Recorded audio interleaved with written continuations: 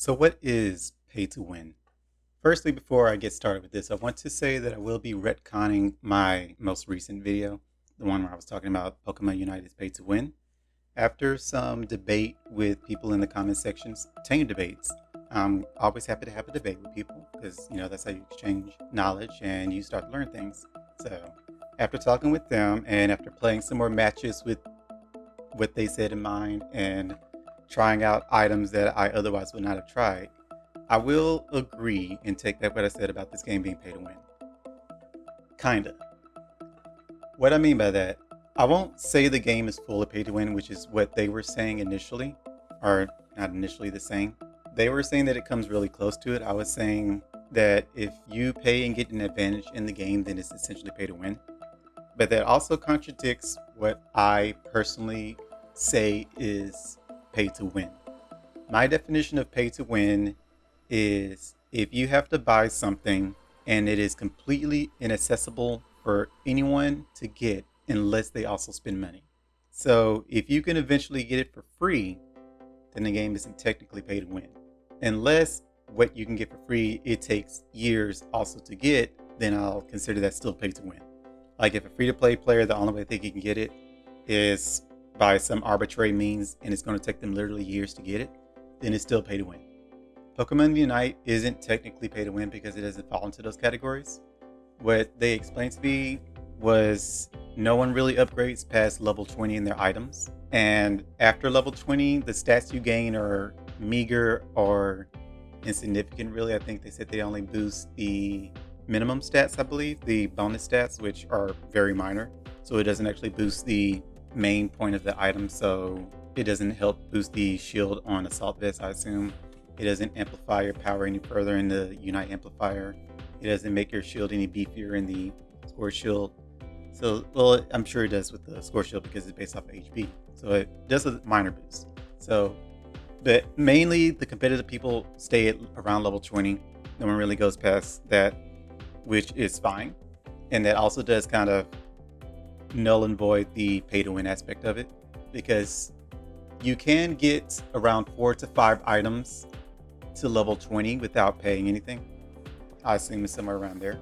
I got, I believe, 4 items to level 20, and I also got the battle pass, but I also have a lot of my items kind of divided attention. So I got a lot of them to level 10, and then others to like level 15, 16, 18. So my attention got divided. But if you focus on just the items that you know you want to use, which is kind of the downfall of being an early player like myself, you don't know what's good and what's not, which is kind of why I hated this system and why I considered it pay to win. If you're like me and you upgrade items that end up being useless later on, there's nothing you can do about it. Whereas someone who's spending money doesn't really care because they can just upgrade all their items, which I feel like gives them an advantage, because we're here waiting forever or indefinitely because we don't know. We hope they'll end up adding another event that'll give us more tickets or item enhancers, but we just don't know. Whereas again, someone that's paying, they can just get it right off the bat and be done with it. But it still essentially is a pay to win because you still do technically have that free reign to upgrade your item to level 20 as long as you know what you're doing beforehand. So you either have hindsight or you just waited and saw what other people say these are the items that you should enhance, which again put me in a bad spot because I just didn't know. So, but what eventually made me change my mind, I ended up trying out the Unite Enhancer item, the one that I said I wanted to try on Charizard. So I put it on him and I also put it on Cramorant, and I ended up doing a little bit more damage, even though it was only at level 10. And eventually I did get it up to level 11, I believe. And I know Cramorant for a fact has definitely had a lot of increased damage with it, even though it's only a third of the way to its max level. I would say maybe halfway there because, again, no one really goes past level 20. So even with that minor boost in power, it still helped significantly enough for me to actually feel like I'm making a difference in a match. And I'm sure I'll show it up here somewhere along this segment, my little match history. You can see I didn't do too well with Charizard because no matter how well I do in the match, he just can't carry significantly enough. There were a few matches I really wish I was recording where I would get like in a 1v4 situation, and would actually come out on top. And then I would help us take down Zapdos and win the game. But 9 times out of 10, Charizard just can't solo carry, which I'm so sad about. But then I ended up trying to switch over from my solo Charizard plays to Cramorant, and I made a lot of trick plays with him. I really wish I was recording those. And with the item, the Unite Enhancer on him, he was just wreaking havoc on people. I could consistently 1v4 teams as long as I was in a good position. So I would typically surf and air slash out and then use my ult, my Unite move, and then I would start nuking them. The other people that would try to run up to me, they would die. The people that would run away would die. So I made very high contributions, and Cramorant was a lot more consistent with carrying and winning games. The only time he wouldn't is the team did something really stupid, like for some reason not guarding Zapdos when we were ahead, and then the enemy team kind of sneaks and gets Zapdos and wins the game. That happened, I think, once or twice. But the main point of this little ramble is I will take back what I said about the game being pay to win, because while it comes very, very close, like Nintendo is just kissing it, they're just giving it a little tender little smooch of saying it's not pay to win. So they are very close to it, but it does get out of the category of me considering it pay to win. I kind of jumped on the bandwagon of calling it pay to win after I kept hearing everyone else calling it that, and I tried to deny it at first. You can see in my early streams of it, my early videos of it, where I was saying I don't think it's pay to win because I couldn't find any aspect of it. But then when I saw that the item enhancers could in fact be enhanced with the gems that you buy, I instantly considered it pay to win without actually considering what the difference was between waiting to enhance your items and outright buying them. So yes, it takes a little time. If you want to try to get other than level 30, you really shouldn't. Just stay at level 20. And you have to know what you want to enhance beforehand, because if you don't, then you'll be like me and waste enhancers, which are very valuable and precious at the moment. You'll end up wasting them on items that will otherwise be useless or you just won't be using anymore. So if you have hindsight or someone to guide you and tell you what kind of items to use, you're set. Like, the game is fine. You are very much set to win with your level 20 items. You only need 3 to 4 of them. I think, like I say, you can get maybe 5, probably even 6. I'm not entirely sure. I haven't done the math on that. I definitely won't do it. Too lazy to do it. But as long as you have your core items upgraded to level 20, you're set. You're fine. Don't even have to worry about level 30. I don't know what the stat difference is. I haven't looked at it, honestly. But I was told that it's not significant enough to matter. And from my experience in matches I am playing up here in Masters, as I'm sure most people watching this video are aware of, it's completely fine and doable. Like, because the game is at the higher rank, so team reliant, one person with slightly higher stats will not make a difference. Maybe in the past when Gengar was just a menace in the game, maybe it made a difference then, but now that they've kind of balanced out and tweaked Pokemon a little bit more, and especially in the future when they keep adding more Pokemon and potentially adding more items, I think all that minor differences are just going to be so minor that you won't even think about it anymore. But that's kind of it for Pokemon Unite. I also want to talk about in this video, I meant to say this at the start, I kind of doing a two-parter here. The first part of it is Pokemon Unite, so if that's all you wanted to hear about, then you're done with this video. For those that also want to kind of know more about Dragon Tamers, that I also want to talk about because that also fits into this category. I wanted to make a separate video about it, kind of explaining why I've stopped playing it and why I haven't really done any more videos on it. And the reason is because pay to win. So that's why I said it'll definitely fit into this video, so I could just go ahead and make a two-parter and not even worry about it. So Dragon Tamers, over the course of the years that I've been playing it, I think it's been, has it been 2 years? Or has it just been a year? I'm not sure. I think it's been, no, it's only been a year. So the course of the year that I've been playing it, it has become steadily more and more pay to win. Like, that is for a fact the situation with the game. It started off very free to play friendly, and then it steadily became more pay to win by them releasing dragons that you can only get through purchases. It started with a dragon Amethyst that they released in the new thing they added, the Dragon Tamer market, or the Dragon Market, or the marketplace, I think it was. And he costs, I believe it was 1,000 gems, but you could also try to snatch them on sale. But if you bought them right upon release, you didn't know that sale was even a thing.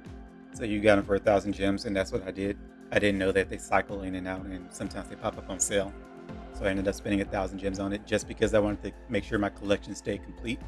And then this is what really caused the outrage in the game, and it started to really divide the community, is when they released the newer dragon by Z, I believe it's called. It's a forest dragon that has a AoE dispel and immunity to crowd control, along with an AoE heal, the same one that Fairy has. And it has decent bulk and stats. That one you could only obtain by spending about $100 in their event, the Tamer event, which you have to spend to kind of make your dragon happy and boost their love for you. And once you max it out, then you got the egg for it. That was the initial only way to get by Z. And that was really what drove the community into a frenzy. I had already saved for it, so I wasn't really up in arms about it initially anyway. After the fact, I was kind of in disbelief that I actually spent that much money on it, especially considering the whole reason I started playing the game was because it was so free-to-play friendly. I am definitely not what I would consider a free-to-play player because I have spent way too much money on this game, but I only enjoy spending money if I know I don't have to. If it's something that I just want to spend money on, that's fine. But if it's like the only way I'll be able to get this thing is by spending money, I feel pressured to do it. And it's like if I don't do it, then I miss out on it forever. Then I kind of want to just bring myself back and distance myself from that game, which is what happened with a lot of games that I started before Dragon Tamers, especially at Mobile Royale, I believe it was called, or Mobile Legends. I think it's called Mobile Royale. The war game that I had started playing before Dragon Tamers, where every time they had a new update, they released some new champion. Their base price, the minimum to get them was $100 just to unlock them. And that wasn't even to max them out. To max them out was probably like $1,000 at minimum. So you were spending $1,000 to max out these new people that they kept releasing. And there were people that had them. And if you tried to fight them, you would die because those legends were so busted.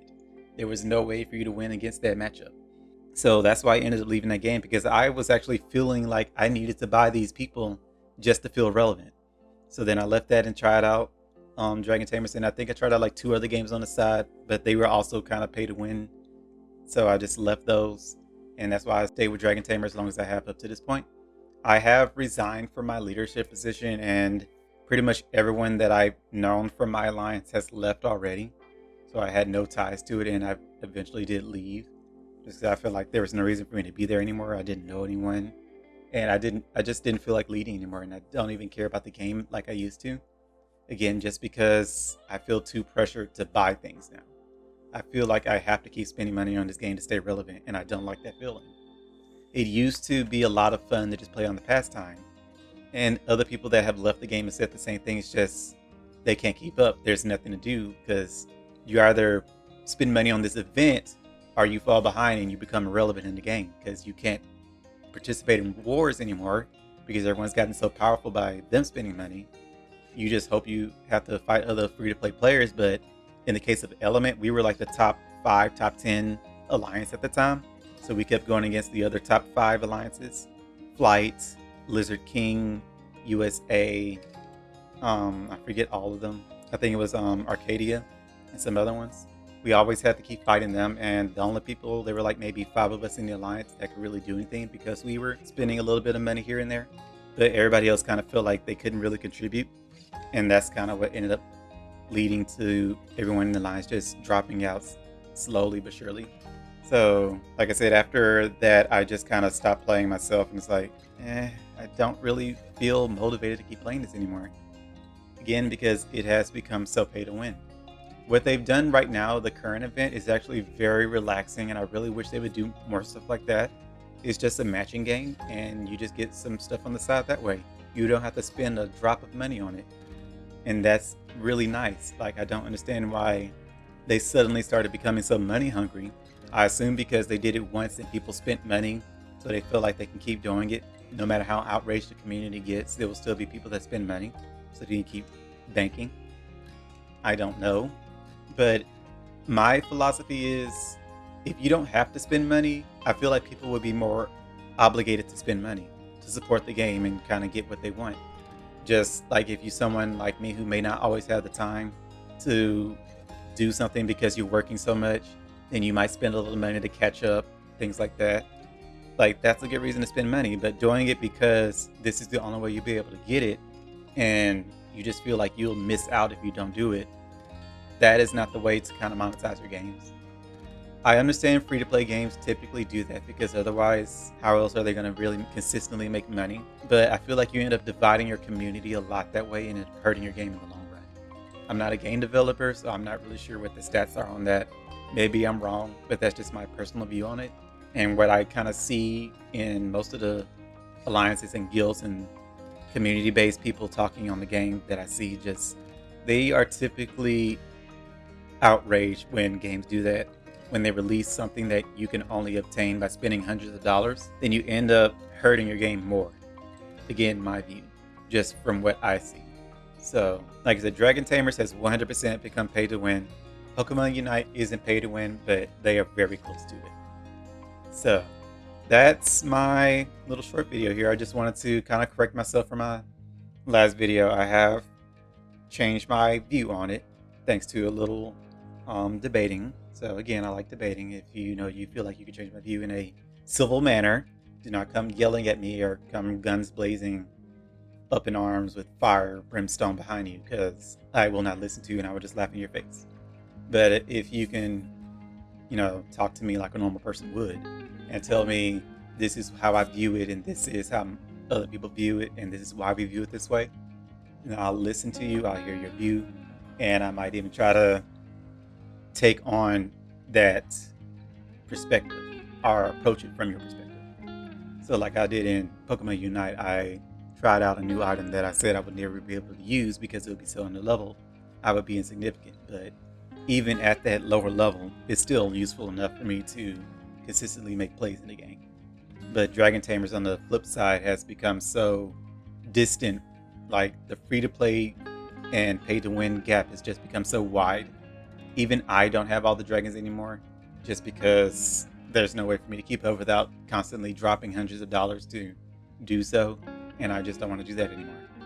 So, but this has been probably a longer video than I intended it to be about pay to win aspects, so that's my perspective on it. If the only way for you to obtain an item is by paying or the difference between it is years for a free-to-play player to also obtain the same item, then I consider that pay to win. Also, again, I'm gonna go back to Dragon Tamers. It technically has a way for free-to-play players to obtain dragons that can only be obtained through currency, but it will literally take years. The only way for you to get it is by sharing shards with your fellow alliance members. So you would ask for a donation if you have any of those shards, so you at least have to have one shard of that dragon to ask for donations for it. If you don't even have one, then you can't even do that. So if you have it, then you can ask for it, but you only can get 2 a day, and it takes 100 of them to summon. So you can do it, but it'll take 50 days, is that? Yeah. So that'll be 3 months almost to do it, just to summon it. And then, you have to actually hope that the person donating to you can actually do that, because they're likely trying to buff up their own dragon, so they need the shards to constantly power them up. So you'll end up waiting longer. That's why I say it's going to probably take you a year just to get it. And again, that's only if someone in your alliance even has it. If no one in your alliance has it, then you're just up the creek without a paddle and out of luck. So that's why I say Dragon Tamers has become pay to win. They've just released too many limited edition dragons that can only be obtained for a short time. And if you're free to play, there is literally no way for you to obtain them. Whereas with Pokemon Unite, as I said, while there is a means to pay and enhance your items all the way up to level 30, there's no need to. Level 20 is fine. Maybe even level 15, level 10 is fine. So you will be just fine. Paying will not, as the phrase says, pay to win. Paying will not net you an instant win. There is way too many variables for you to get to that point. Whereas, like I said, with Dragon Tamers, you can pay and you will win. There is a guarantee in that. So, thank you everybody for listening to my ramble. This was a lot of off-script kind of chat. I didn't really plan anything, just like my last video, but it was really short. This one was a lot longer than I, again, intended it to. But, again, just wanted to clarify and take back what I said in my last video. So, that's going to be it. So, take care, everybody, and thanks for listening.